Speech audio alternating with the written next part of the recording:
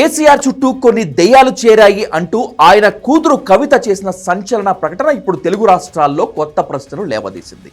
అసలు కేసీఆర్ చుట్టూ ఉన్న దెయ్యాలు ఎవరు? ఆ దెయ్యాలకి కవితకి మధ్య ఏం జరుగుతోంది? ఇప్పుడు కేసీఆర్ ఎవరి వైపు నిలబడతాడు? కవిత వైపా, దెయ్యాల వైపా? తెలంగాణ చరిత్రలో తనకంటూ ఒక ప్రత్యేక పేజీని రాసుకున్న కల్వకుంట్ల చంద్రశేఖరరావు చివరికి కుటుంబం వల్ల చరిత్రహీనుడుగా మిగిలిపోనున్నాడా? ఏమిటి దెయ్యాలు, ఏమిటా దేవతల కథ? కేసీఆర్ గారి చుట్టూ కొన్ని దయ్యాలు ఉన్నాయి. వాళ్ళ వల్ల చాలా నష్టం జరుగుతున్నది. పార్టీలో ఉండేటటువంటి నేను కేసీఆర్ గారి కూతుర్ని అంతరంగికంగా నేను రాసినటువంటి లేఖనే బయటికి వచ్చిందంటే మరి ఇతర సామాన్యుల సంగతి, ఇతరుల పరిస్థితి ఏంటి పార్టీలో అన్నది ఇవాళ చర్చ జరగాల్సినటువంటి అవసరం ఉన్నది. కేసీఆర్ ఫ్యామిలీలో అంతర్యుద్ధం జరుగుతోందంటూ కొద్ది రోజులుగా వినిపిస్తున్న వదంతులు నిజమని తేలిపోయింది.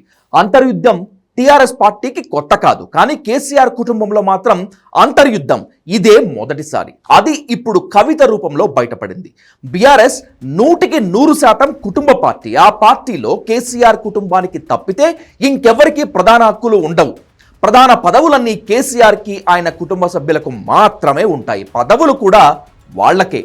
పార్టీ ఫండ్ పై కూడా పూర్తి హక్కు కేసీఆర్ కుటుంబానిదే. ఇది అందరికీ తెలిసిన విషయమే. అయినా ఇప్పుడు కొత్తగా బయటపడ్డది ఏంటంటే పార్టీలో పొజిషన్ కోసం, ఆస్తుల కోసం, అవినీతి సొమ్ములో వాటాల కోసం కుటుంబంలోనే అంతర్యుద్ధం జరుగుతోంది. కేసీఆర్ కుమార్తె కవిత స్వయంగా ఈ విషయం బయటపెట్టింది. అంతేకాదు, కేసీఆర్ చుట్టూ దెయ్యాలు చేరాయని, ఆ దెయ్యాల చెప్పు చేతల్లో కేసీఆర్ నడుస్తున్నాడని బహిరంగంగా మొట్టమొదటిసారి కవిత సంచలన ప్రకటన చేసింది. అందుకే ఇప్పుడు ఎవరు దెయ్యాలు, ఎవరు దేవతలు అనేటువంటిది పెద్ద చర్చగా మారింది.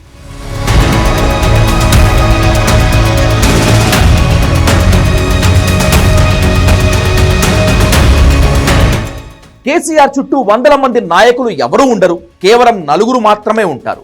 కేసీఆర్ కుమారుడు కేటీఆర్, మేనల్లుడు హరీష్ రావు, కుమార్తె కవిత, కేసీఆర్ తోడల్లుడి కొడుకు సంతోష్ రావు. ఈ 4 మాత్రమే ఉంటారు. వీళ్లలో కేసీఆర్ తర్వాత పార్టీపై పూర్తి హక్కులు ఉన్నది కొడుకు కేటీఆర్కే. ఇక ఆంతరంగికుడు తెల్లారి లేచినప్పటి నుంచి టాబ్లెట్ ఇవ్వటం దగ్గర నుంచి రాత్రి నిద్రపోయే ముందు మందు పోసే వరకు పక్కనే ఉండేది సంతోష్ రావు. పార్టీ వ్యూహకర్తగా ముద్రపడిన హరీష్ రావు కూతురు కవిత, వీళ్లే కేసీఆర్ చుట్టూ ఉంటారు. మరి ఇప్పుడు కవిత దెయ్యాలన్నది ఎవరిని? కవిత దృష్టిలో దెయ్యాలంటే సంతోష్ రావు, కేటీఆర్లేనా? ఎందుకంటే కేసీఆర్ హరీష్ రావుని దాదాపుగా పక్కన పెట్టాడు. అన్ని అవమానాలు ఎదుర్కొంటూనే హరీష్ రావు టీఆర్ఎస్లో కొనసాగుతూ అవకాశం కోసం ఎదురు చూస్తున్నాడు. అందువలన కవిత దృష్టిలో హరీష్ రావు ప్రమాదకారి కాదు. కేసీఆర్కి లెఫ్ట్ రైట్ ఉన్నది కేటీఆర్, సంతోష్ రావులే. అందుకే కవిత దృష్టిలో వీళ్ళిద్దరే పెద్ద దెయ్యాలు. అలాగని హరీష్ రావుని పూర్తిగా కవిత వదిలేసింది అని అనుకోవద్దు. తనకంటే హరీష్ రావు సంపాదన ఎక్కువని, ఆస్తులు చాలా ఉన్నాయని, హరీష్ రావు కేటీఆర్తో కలిసిపోయాడని కవితకు డౌట్ వస్తే ఆ 2 దెయ్యాలతో పాటే 3వ దెయ్యంగా హరీష్ రావు పేరునే ప్రకటిస్తుంది.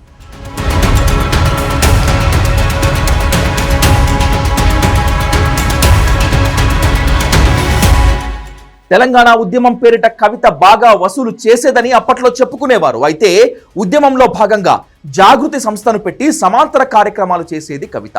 తెలంగాణ వచ్చిన తర్వాత టీఆర్ఎస్ ప్రభుత్వం ఏర్పడ్డాక అధికారాన్ని, అవినీతి సొమ్ముని, పదవులను పంచుకునేందుకే ఆ విషయంలో కవితకు, మిగిలిన 3కి విభేదాలు వచ్చాయి. కవిత బహిరంగంగానే అన్ని వసూలు చేస్తారు అనే పేరు వల్ల నిజామాబాద్ ఎంపీగా 2వసారి పోటీ చేసి ఓడిపోయిందంటారు. అయినా సరే తండ్రి మెడలు వంచి అన్ని నియమాలను తుంగలో తొక్కి ఎమ్మెల్సీ కాగలిగారు. అయినప్పటికీ అసంతృప్తితో రగిలిపోతూనే ఉన్నారు. లిక్కర్ స్కామ్లో తిహార్ జైల్లో 5.5 నెలలు ఉండి తిరిగి వచ్చిన తర్వాత పార్టీలో తనను పూర్తిగా తొక్కేస్తున్నారు అనే విషయాన్ని గుర్తించారు కవిత. కానీ జాతీయ స్థాయిలో అవినీతి ముద్ర వేయించుకున్నటువంటి కవితను ఎంత తక్కువ ఎస్టాబ్లిష్ చేస్తే తమకు అంత నష్టమని కేసీఆర్తో పాటు మిగిలిన 3 ఓ అభిప్రాయానికి రావడంతో ఆమెను తెర వెనకే ఉంచాలనుకున్నారు. అక్కడే కవితకు కాలింది.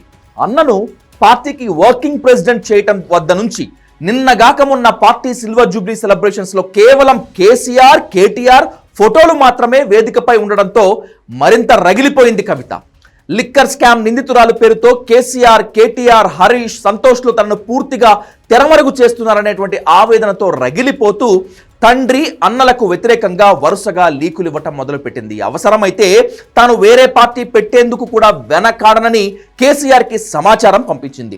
కేసీఆర్ చుట్టూ ఉన్న దెయ్యాలు కేటీఆర్, సంతోష్, హరీష్లను జనంలో భ్రష్టు పట్టిస్తానని కూడా వార్నింగ్ ఇచ్చింది. కవిత ఇచ్చిన లైట్ వార్నింగే కేసీఆర్కి ఆమె రాసిన లేఖ.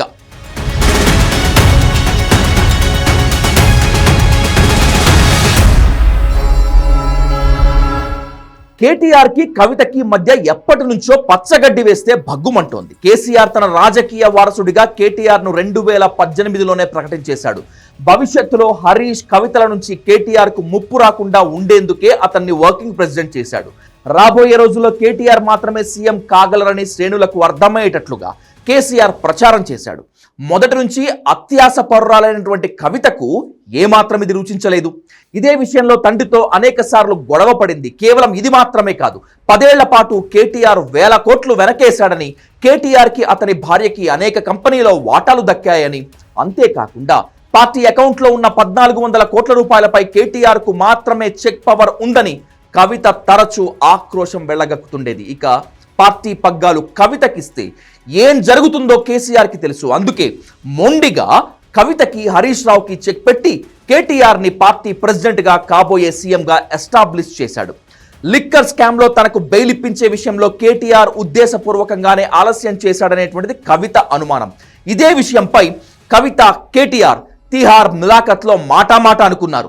జైలు నుంచి వచ్చిన తర్వాత కూడా కేటీఆర్, కవితకి మధ్య అనేక యుద్ధాలు జరిగాయి. అందుకే అన్న కేటీఆర్ని పరోక్షంగా కవిత కేసీఆర్ పక్కనే ఉన్న దెయ్యంగా అభివర్ణించింది.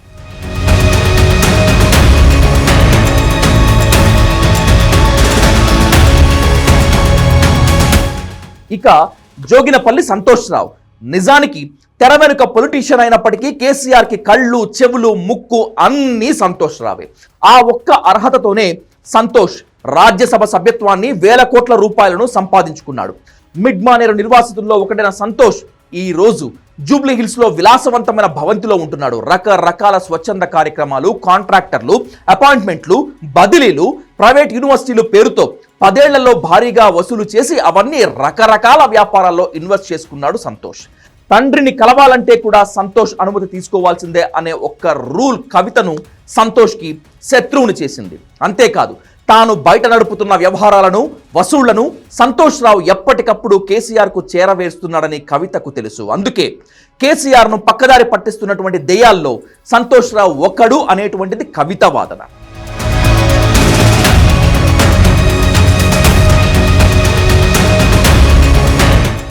ఇక హరీష్ రావుది ఎప్పటికీ కన్నీటి గాదే.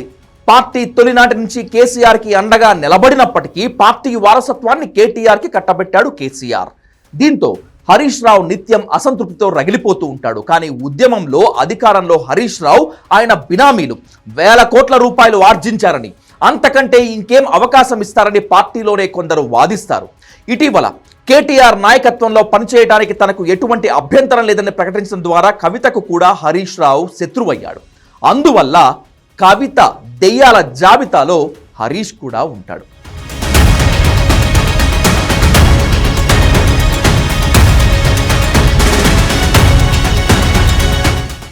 ఏది ఏమైనా ఇప్పటి వరకు కుటుంబ సభ్యుల మధ్య ఉన్న నిశ్శబ్దాన్ని కవిత బద్దలు కొట్టింది. అమెరికా నుంచి వచ్చి ఎయిర్పోర్ట్లో దిగగానే తానే కేసీఆర్కు లేఖ రాశానని, కేసీఆర్ చుట్టూ కొందరు దెయ్యాలు చేరారని వ్యాఖ్యానించడం ద్వారా టీఆర్ఎస్తో, కేసీఆర్తో బహిరంగ యుద్ధానికి సిద్ధపడింది కవిత. అంతేకాదు, ఆమె రాక సందర్భంగా ఆ ఒక్క టీఆర్ఎస్ జెండా కూడా ఎయిర్పోర్ట్లో కనిపించడం లేదు. కవిత పేరుపై ప్రత్యేక జెండాలు, ప్రత్యేక జేజేలు, సొంత కార్యకర్తలు, ఈ బల ప్రదర్శన అంతా చూస్తుంటే టీఆర్ఎస్ గోడల్ని బద్దలు కొట్టుకొని కవిత బయటకు రావటం ఖాయమని అర్థమవుతోంది. ఆమె మొదటి టార్గెట్ కేసీఆర్ చుట్టూ ఉన్న ఆ 3 దెయ్యాలే.